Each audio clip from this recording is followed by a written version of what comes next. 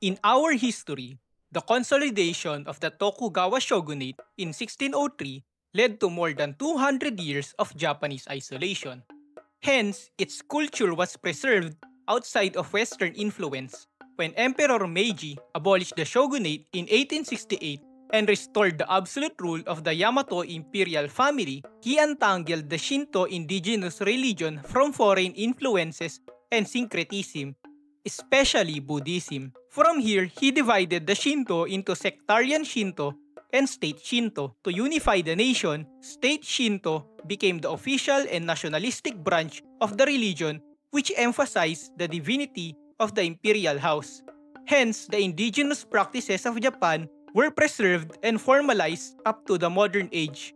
But what if earlier, a syncretized and nationalistic branch of Christianity, commonly called Iskirishitan, became the state religion of the Tokugawa-led Japanese Empire, as shown in the introduction video? Greetings, saints and sinners! Fear not, because here is Angel Mike bringing you the revelation of this alternate orthodoxy. If you haven't watched the introduction video yet, I suggest you pause the video and watch that linked video as I wait. Now that you are caught up or just want to continue, I will reveal the theology of this movement. So, let's now play the intro and enjoy the revelations.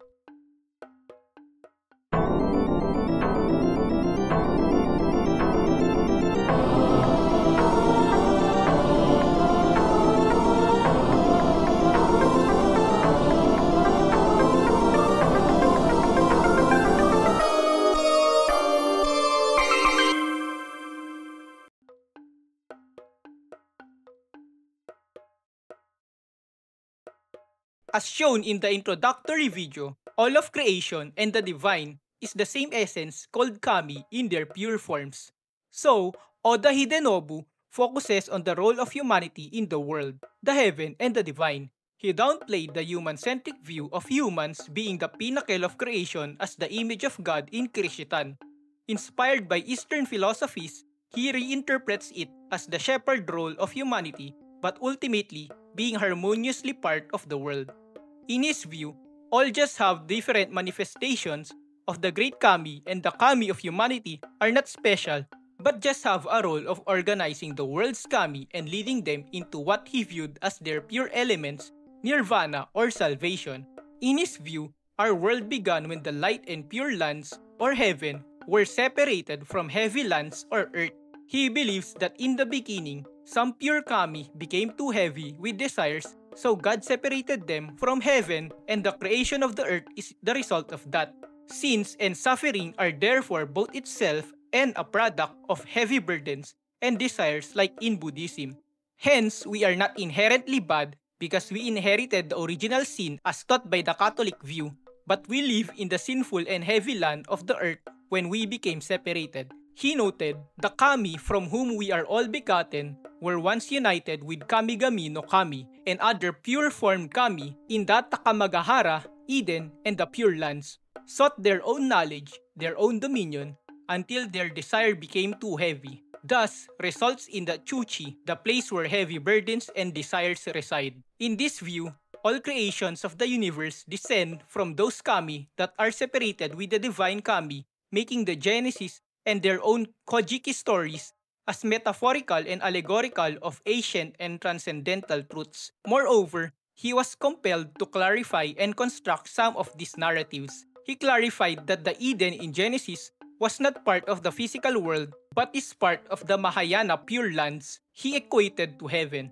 In his view, the Pure Lands or heaven is an infinite and diverse place like our physical world but perfect. He claimed that Takamagahara is the throne of the god he called Great Kami. He also syncretized that Izanagi and Izanami are Adam and Eve of the West, who were the masculine and feminine kami that became our ancestors.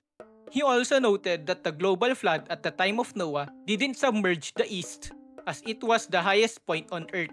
He believed that this relatively closest point to heaven is why the East is blessed by the ways of Kami.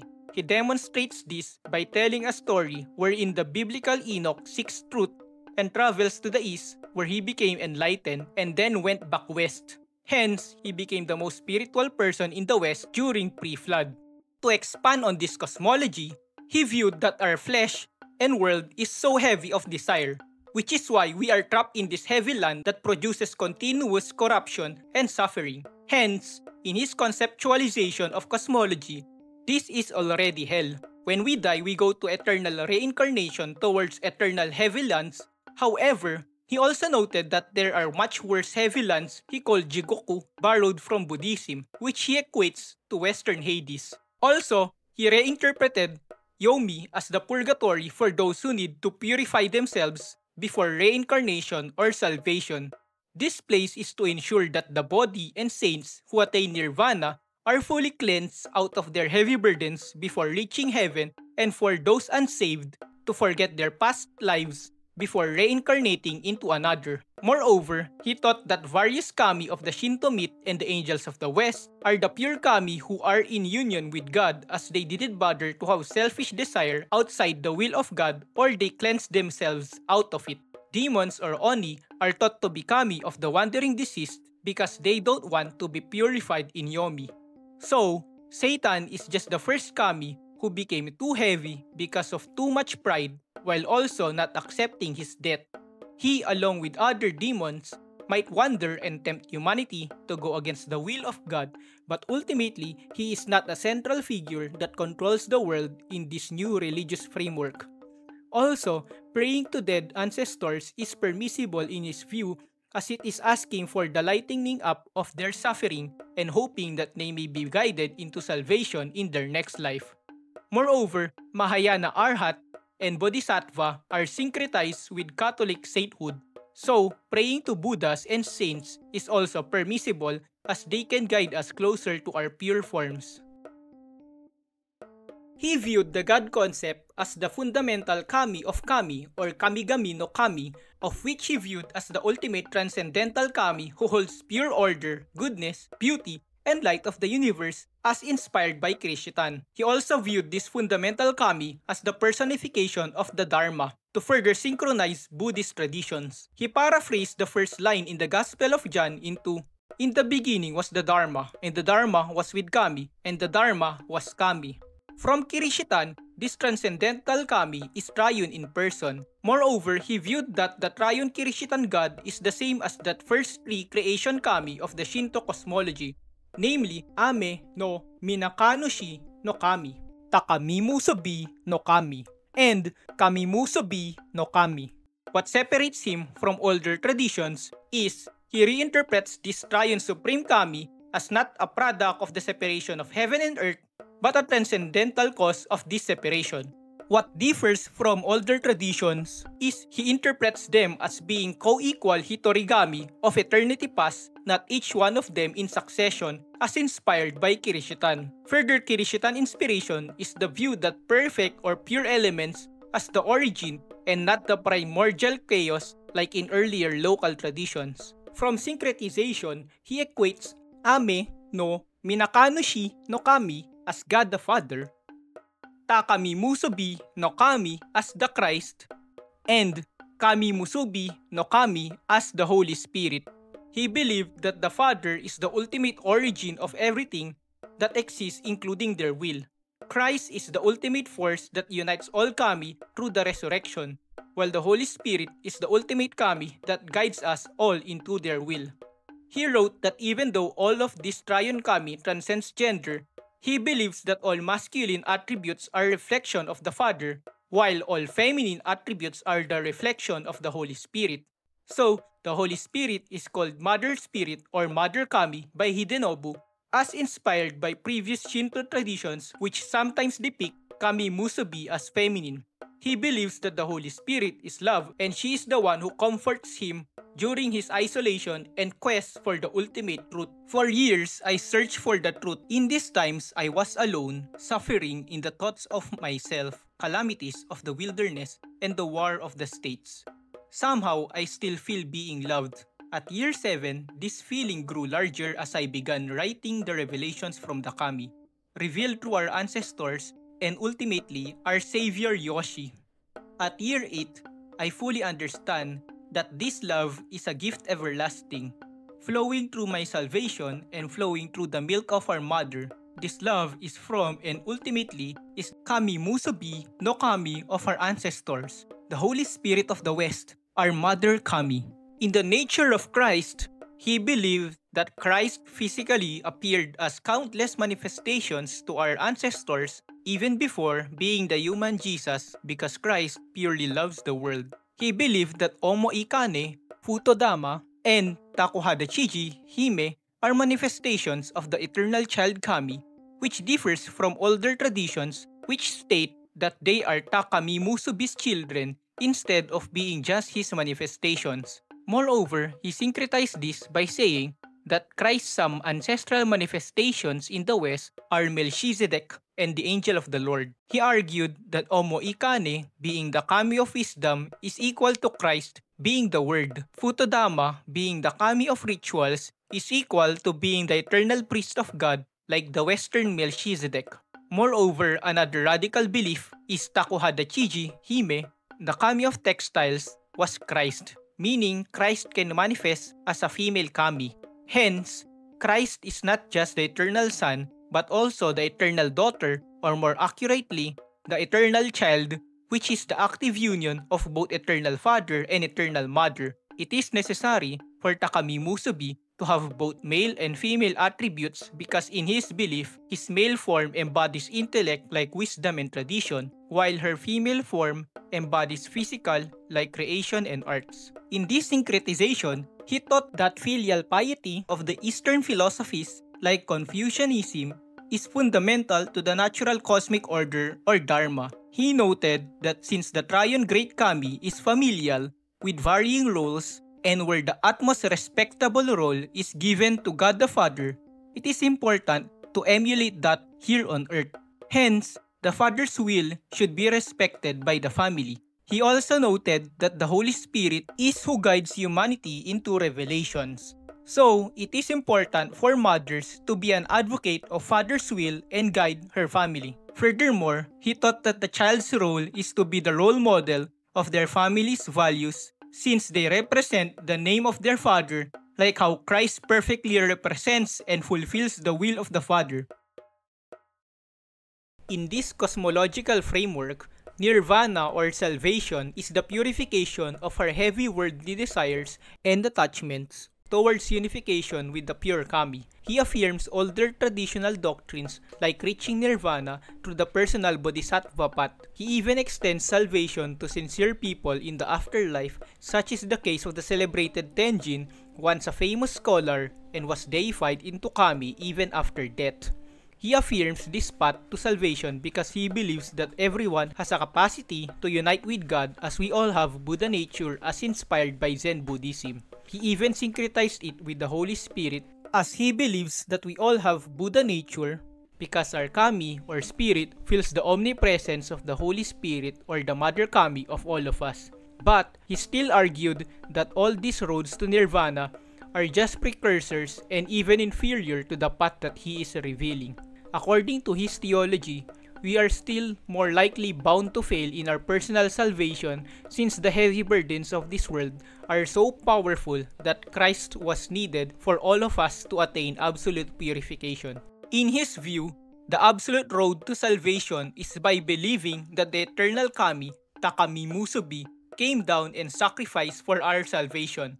Hence, salvation into this eternal suffering is through having faith in the reincarnated eternal Kami, Jesus Christ, who he also calls Yoshi. He grants us grace and guidance from the Holy Spirit. In this theology, being in the state of grace is having your heavy burdens lifted so you can have perfect clarity when you're communing with the Mother Kami as she guides you to personal purification. Hence, through believing in Him, our heavy burdens are lightened as we are led into purification and we can finally reach heaven to unite with the eternal Kami. Takami Musubi no Kami reincarnated into this heavy world as Yoshi or Jesus Christ of the West so that we can reincarnate into pure lands as one with the pure Kami. To validate his claims, Sensei Nobu thought that he met Jesus Christ in his previous life as Ikume or Sui Nintendo. He wrote his very own gospel account wherein Christ and Mary traveled to Japan after the death of Joseph. In this story, he became an apprentice of teenage Christ on the subject of precise woodworking, so he learned the story of Jesus. He narrates that at 16, Joseph died, so Jesus became the perfect carpenter.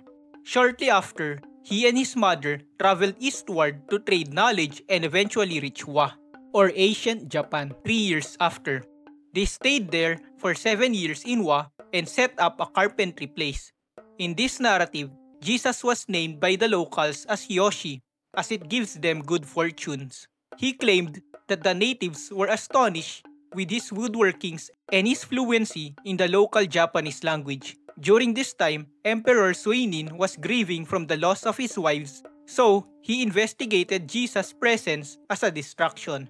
However, through the presence of Jesus and Virgin Mary, he humbled himself to be an apprentice of Christ in woodworking and was additionally taught about the truth of Kami. He recalled bowing to Virgin Mary as she illuminates true radiance and beauty. According to his gospel, Jesus taught him that Amaterasu and Virgin Mary are the same essence, further synchronizing indigenous beliefs with the foreign Christian. Amaterasu is a female kami from the ancient past that lived a blessed life and followed the will of heavenly kami. She was then blessed and guided by the Mother Kami or Holy Spirit into creating the nation of Wa of the East and Israel of the West through her children. After death, she became the Empress of Takamagahara or Heaven. Even her burdens were lifted, and being the Empress of Heaven, she still wants to be part in saving all of creation. So, she was reincarnated in this world once again as the burdenless Virgin Mary. From this, she became a worthy vessel to incarnate the eternal Takami Musubi as the human Jesus for his plans to save creation against countless reincarnation. During this time, Jesus completed 2 perfect boats and left one as a gift to the emperor apprentice. He and Mary, using the other boat, then continued eastward, traversing the ocean, and came back to the west in a much shorter 2-year journey, making him the first human to circumnavigate the world with a total 12-year journey. After this, Emperor Suinin perfected his woodworking skills and became too greedy as he used the boat and these skills to earn money and influence across different nations. Using the map of the world given by Jesus, he also traveled across the west, such as Rome, to trade his woodworking skills. But in a sad turn of events, his perfect cross was used by the Jerusalem authorities to crucify Jesus. Watching from a distance, he was so anguished with this event, but Virgin Mary was beside him, so they comforted each other. In his grief, he isolated himself in his room until the resurrected Jesus knocked on his doors 3 days after. He told him that his sins were forgiven, and he was ordered by Christ to go back to Wa using the westward passage. He was then ordered to lead Wa perfectly, for someday he shall reveal himself to the world once again. He went back to Wa with the disciple woman of Jesus and vowed to never set foot on foreign lands as he focused on being a good emperor. So, according to this narrative, Emperor Suinin and his crew became the second group of people to circumnavigate the world after Jesus. He then ordered his daughter, Yamato Hime no Mikoto, to build a shrine for Amaterasu inspired by his encounters with the Virgin Mary. He also had a relationship with this woman disciple which bore them Prince Tuburame. Through the guilt of crucifixion, he developed woodworking skills that didn't require nails, which would later become Kigumi and Kumiko. He wrote, "For the woodworking skills I learned from my sensei were desecrated with the nails of the crucifixion. I vowed that no nails shall touch these woods as a repentance for this transgression." He then viewed the crucifixion as the pinnacle of heavy burdens. It showed humanity that through personal effort, there is ultimately no guaranteed salvation in this world.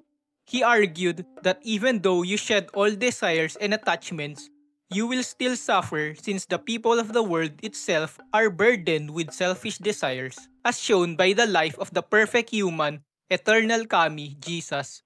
That even though you purified yourself, and even though you are the personification of the will of Kami, surrounding people and circumstances will drag you down to their level. However, resurrection is a hope that aligning our Kami to heaven could lighten all burdens and transform us into our pure forms. Hence, resurrection of the dead is promised to all creation at the end of time within this world, when the full revelation is spread across all nations. In his view, Japan is the forerunner nation for this message.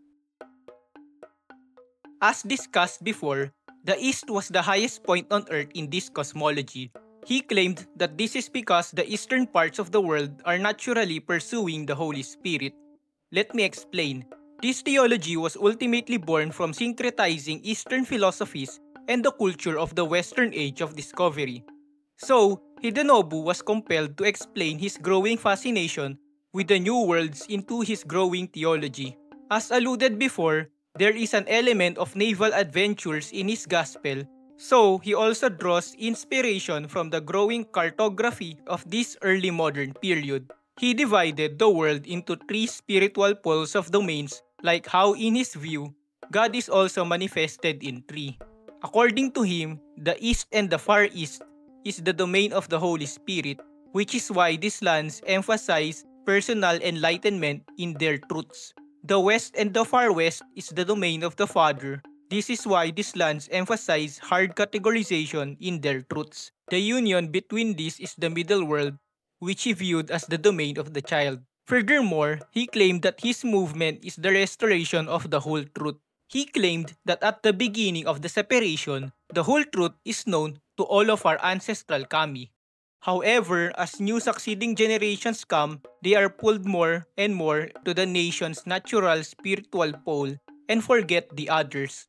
He then argued that the middle world is wherever there is unity with the Western and Eastern truths. He believed that the Western Israel and the Eastern Japan are these locations. He thought that when Takami Musubi manifested as Takuhada Shiji Hime, her marriage with Amenooshi Homimi, son of Amaterasu, symbolizes the first jinja or physical shrine. He asserted that the role of a shrine is to unite the domains of earth and heaven, which will fully be fulfilled when creation unites with the heavens at the end of time. Moreover, this union also creates the middle world domains into this world through their son Ninigi no Mikoto. According to him, Ninigi became the ancestor of the founder of the Yamato imperial family through his descendant, Emperor Jimmu. Hence, the Nihon or Japanese lands became the eastern middle world. To insert the biblical Israel, he told that Ninigi's granddaughter became the eventual wife of Enoch during his travels to the east. After traveling back to the west, his descendants, through Abraham, eventually became the western middle world, which is the kingdom of Israel. According to him, Israel became the first kingdom to unite the western and eastern truths because of this union. So, they became more spiritual, which eventually made them discern the whole truth. However, when their kingdom fell, the whole truth got corrupted along the way. Hence, he claimed that Jesus incarnated into Israel because that is his western domain and that is the first land which unites both western and eastern truths. Hidenobu then argued that it is exactly from uniting these incomplete truths that makes his teaching the absolute path to salvation. Moreover, he shows this story as to warn the Japanese people to not lose sight of the whole truth, like how their Western brothers failed to preserve the truth. So, it is the duty of the Japanese people to preserve and spread the whole truth of salvation across the world. Hence, to preserve and accurately spread this truth, he advises the empire to emulate the great kami here on earth by having three poles of symbolic leadership. He called this the principle of Mitsudomoe, where the poles are the Tenno, the Taishogun, and the Daijin. Furthermore, he teaches that resurrection of the dead is promised at the end of time when all of creation learned this truth and was purified of their desires. These bedrock theologies for this alternate orthodoxy are the basis for further development of unique culture, traditions, and history that will be explored in the future videos as this video is getting long. As always, if you are intrigued by the revelations within this video, please like this video and comment your thoughts down below. As usual, if you like this kind of content, please subscribe as I'm trying to reach 1,000 subscribers. Also, if you don't want to miss a thing, please turn on the notification bell icon since I plan to post multiple videos. This is Angel Mike, see you in the next revelation, and as always, God be with ya.